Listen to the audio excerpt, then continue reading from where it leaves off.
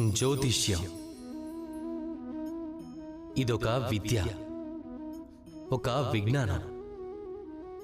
మీరు ఏ నక్షత్రంలో జన్మించారో, మీరు ఏ స్థలంలో జన్మించారో దాని ప్రకారం మీ జీవితానికి ఒక దిశ ఏర్పడడానికి ఇది ఖచ్చితంగా చాలా సహాయపడుతుంది. కానీ మీరు ఏ రాశిలో జన్మించారో, అలాగే మీకు ఏ పేరైతే ఉంటుందో, ఇవే మీ భవిష్యత్తును నిర్ధారించాలన్న అవసరమేమీ లేదు. రాతో రాముడు, రాతో రావణుడు, ఇద్దరి రాశులు ఒక్కటే. కాని ఒకరు తన శక్తిని దుర్వినియోగం చేశారు.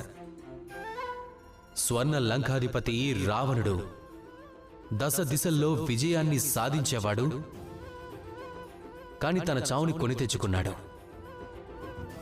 శ్రీరాముడు రావణుణ్ణి అంతం చేశాడు. శ్రీరాముడు ఆయన తన పనులతో, తన కష్టంతో ఆ ఈశ్వరుని కృపని పొందాడు. 14 ఏళ్ల వనవాసాన్ని అనుభవించాడు. తనకు కష్టం వచ్చినా కూడా తన రాజ్యం నుంచి సహాయం తీసుకోలేదు. అడవిలో స్వయంగా కోతులతో, ఎలుగుబంట్లతో ఒక సైన్యాన్ని తయారు చేశాడు. అలాగే రావణుడికి తాను చేసిన పాపాలకు శిక్ష వేశాడు.